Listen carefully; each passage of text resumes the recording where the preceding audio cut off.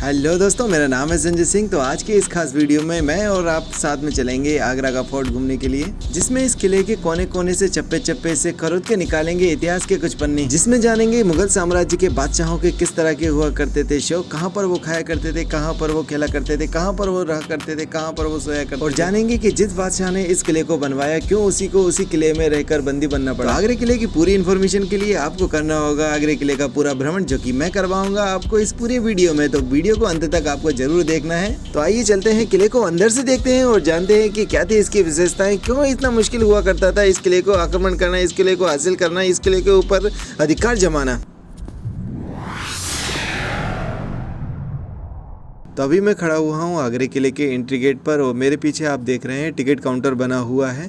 यहाँ से आपको लेना होगा टिकट, क्योंकि अंदर जाने के लिए सबसे पहले हमारा टिकट चेक होगा, जो कि इंडियंस के लिए 50 रुपये का है। तो सबसे पहले हमारी जिस गेट से एंट्री होती है या कोई भी टूरिस्ट होता है उसकी जो सबसे पहले एंट्री होती है वो अमर सिंह राठौर गेट से हुआ करती है। अमर सिंह राठौर एक चीफ कमांडो हुआ करता था शाहजहाँ के समय में। उसकी जो बहादुरी है, उसकी जो चालाकी है, उसकी वजह से शाहजहाँ ने इस गेट का नाम अमर सिंह के नाम पे रख दिया गया था। और अभी हम लोग आ चुके हैं किले के दूसरे गेट पर और यहाँ से आगे बढ़ेंगे तो आपको एक बहुत ही अच्छा नमूना दिखाई देगा, जो कि सिक्योरिटी पॉइंट का है। और यहाँ देख सकते हैं कि ऊंची ऊंची दीवारें हैं और इन दीवारों को खास तौर से बनाया गया है। इनमें अगर देखेंगे तो कई जगह पर नालियाँ सी बनाई गई हैं। इन नालियों की मदद से गर्म तेल और पानी को बहाया जाता था, ताकि जो भी आक्रमणकारी इस महल पर आक्रमण करने के लिए आते थे उनके जो घोड़े हुआ करते थे वो यहाँ पर स्लिप हो जाया करते थे और वो ऊपर तक चढ़ने में बहुत ज़्यादा असुविधा महसूस किया करते थे। और ये जो ढलान थी वहाँ ऊपर से जो पत्थर हुआ करते थे, गोल गोल पत्थर, वो भर के रखा करते थे और वहाँ से ढरका दिया करते थे। तो सभी तरह की बाधाओं को पार करते हुए अब हम लोग पहुंच जाते हैं जहांगीर महल की ओर। और जहांगीर महल के सामने ही आप ये देख सकते हैं टब बना हुआ है, जिसे जहांगीर टब बोला जाता है। इस टब में सलीम, जो कि जहांगीर का बचपन का नाम है, वो इसमें नहाया करते थे। और इसके जो टब की विशेषता है वो यह है कि इसे एक ही पत्थर से बनाया गया है, इसमें किसी और दूसरे पत्थर का उपयोग नहीं किया गया है, ना ही इसमें जोड़ा गया है। और इसके टब को जो गिफ्ट किया था वो जहांगीर के या सलीम के मामा जी ने इसको गिफ्ट किया था सलीम के पहले बर्थडे पर। यूँ तो आगरे का जो किला है वो करीबन 2.5 किलोमीटर स्क्वायर फीट में फैला हुआ है और इसका जो 75% भाग है वो इंडियन आर्मी के पास में है, जिसका वो इस्तेमाल करते हैं। यहाँ पर सिर्फ टूरिस्टों के लिए करीबन 25 से 26% का जो भाग है वो बचा हुआ है, जो टूरिस्टों के लिए देखने के लिए खोला गया है। तो अभी हम लोग आ चुके हैं जहांगीर महल में। महल में अंदर आते ही आप ये जो जगह देख रहे हैं, यहाँ पर जहांगीर का इस्तकबाल किया जाता था, मतलब कि उनकी अगवानी की जाती थी, उनका स्वागत किया जाता था। और यहाँ से होते हुए हम लोग पहुँच जाते हैं, ये बड़ा सा आप जो आंगन देख रहे हैं इसे रंग महल बोला जाता था। और यहाँ पर जो गीत संगीत हुआ करते थे, यहाँ पर दास दासियाँ अपना मनोरंजन के लिए गाया करती थीं। तो ये बड़ा सा आंगन हुआ करता था।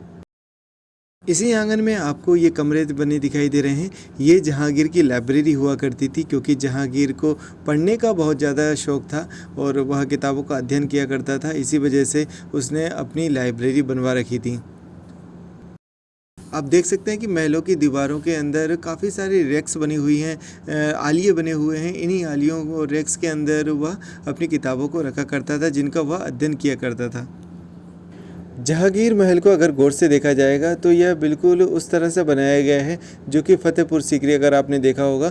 और वहाँ पर जो मैं गया था कुछ दिन पहले, तो वहाँ पर जो नक्काशियाँ की गई है, वहाँ की जो बनावट है सेम उससे ही मिलती जुलती इसको भी बनाया गया है। इसकी दीवारों पर, इसके आलों पर, इसकी जो छतों पर जो निकासी की गई है, जो बारीक नक्काशी की है, जो कि लाल बरुआ पत्थर पर करना बहुत ज़्यादा मुश्किल हुआ करता था, और वो इस पर की गई है। तो बहुत ही सुंदर तरीके से इस पूरी महल को बनाया गया है। तो अभी हम लोग आ चुके हैं जहांगीर के शयन कक्ष में और यहाँ देख सकते हैं कि इनकी जो दीवारें हैं वो काफ़ी ज़्यादा मोटी बनाई गई हैं और इनके दीवारों के बीच में गैप रखा गया है। अगर इनको बजाओगे तो ये आवाज़ करेंगी। बीच में जो गैप दिया गया था वो बस एक तरह का इंसुलेटर का काम किया करता था और जो रूम हुआ करते थे वो वातानुकूलित हुआ करते थे। तो अभी हम लोग आ चुके हैं जहांगीर के प्राइवेट आंगन में और यहाँ पर जहांगीर और उसकी जो पत्नियाँ हुआ करती थी वो बैठा करती थी और यहाँ तक आने की किसी और को इजाज़त नहीं हुआ करती थी। यह उनका प्राइवेट एरिया हुआ करता था। और इन्हीं झरोकों से अगर आप देख पाएंगे तो ये यमुना जी का किनारा है जहाँ से ठंडी हवाएं इन खिड़कियों के द्वारा अंदर आया करती थी। तो आइए अब हम लोग चलते हैं खास महल की ओर जहाँ पर मुमताज़ और शाहजहाँ का बेडरूम बना है। आप ये जो पूरे बगीचे में लाल और हरे रंग से बनी हुई क्यारियाँ देख रहे हैं इसे अंगूर बाग बोला जाता है, क्योंकि जहांगीर को वाइन का बहुत ज़्यादा शौक़ था। इसी वजह से वह अपने खुद के अंगूर इस बगीचे में उगाया करता था और उसकी फिर वाइन तैयार करवाया करता था। अंगूरों की गुणवत्ता बनाए रखने के लिए जहांगीर ने यहाँ पर खास तरह की मिट्टी मंगवाई थी जो कि कश्मीर में मिलती है। इसी गार्डन के राइट साइड के कॉर्नर पर और खास महल के बिल्कुल बगल में बना हुआ है रोशनारा। और ये जो रोशनारा था वो शाहजहाँ की बेटी के लिए बनवाया गया था। शाहजहाँ की दो बेटियाँ थी, रोशनारा और शाहजहाँ। इन दोनों के लिए उन्होंने डोली नुमा महल बनवाया है जो कि सफ़ेद मार्बल से बना हुआ है, मकरोना मार्बल से बना हुआ है। दिखने में बहुत ही ज़्यादा सुंदर ये दिखाई देता है और यहाँ से जो व्यू है वो भी अल्टीमेट मिलते हैं। क्योंकि दोनों बेटियों की शादी नहीं हुई थी इसी वजह से दोनों बेटियाँ यहीं पर रहा करती थी। तो आइए अब फाइनली हम लोग चलते हैं खास महल की ओर जो कि मुमताज़ और शाहजहाँ का प्राइवेट रूम हुआ करता था, बेडरूम हुआ करता था। और अगर आप पूरे किले को घूमेंगे जो सबसे सुंदर आपको महल मिलेगा वो यही महल मिलेगा। इसकी जो आप पूरी दीवारों की नक्काशियाँ देखेंगे, ऊपर छत की जो नक्काशियाँ देखेंगे और इसके जो डिज़ाइन देखेंगे वो बहुत ही सुंदर है। और ऐसा बताया जाता है कि जब इसको बनाया गया था तब इसमें पूरे में सोने की वर्क चढ़ाया गया था, सोने की डिज़ाइन बनाई गई थी। पर जैसे जैसे आक्रमणकारी यहाँ पर आए और ब्रिटिशर्स का हमला हुआ उन सभी ने यहाँ पर लगे हुए सोने को पिघलाकर निकाल लिया था।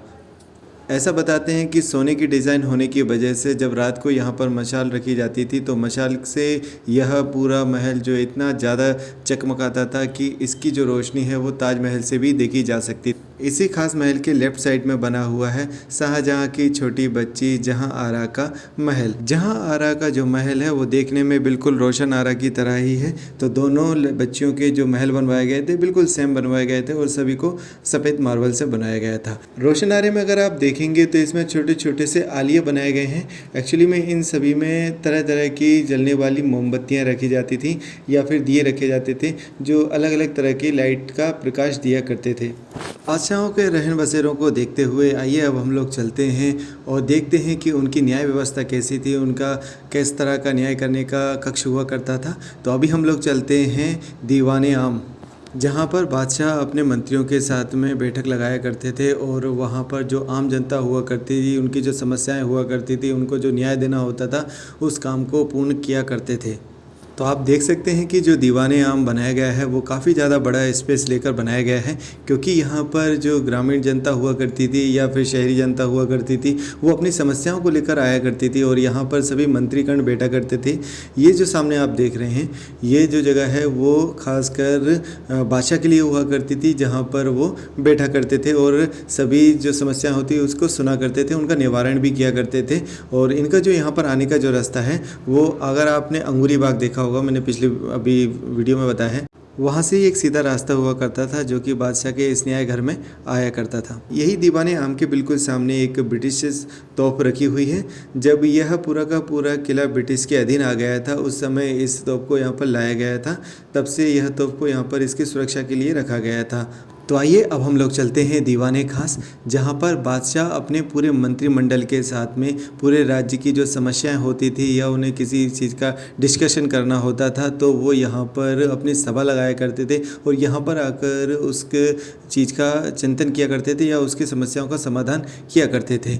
और इसी वजह से अगर आप इस दीवाने खास को देखेंगे तो ये बहुत ही खूबसूरत तरीके से बनाया गया है। अभी हाल फिलहाल में अंदर जाने की परमिशन नहीं होती है क्योंकि दीवाने खास की हर दीवारों में बहुत ही बारीक तरीके से नक्काशियाँ की गई हैं और बहुत ही सुंदर उसको तराशा गया है। तो अगर टूरिस्ट जाएंगे उसको हाथ लगाएंगे तो ख़राब होने के चांसेस बहुत ज़्यादा होते हैं, इसी वजह से सिर्फ आप उसको बाहर से देख सकते हैं। तो आइए अब हम लोग चलते हैं मुज़फ़्फ़रपुर।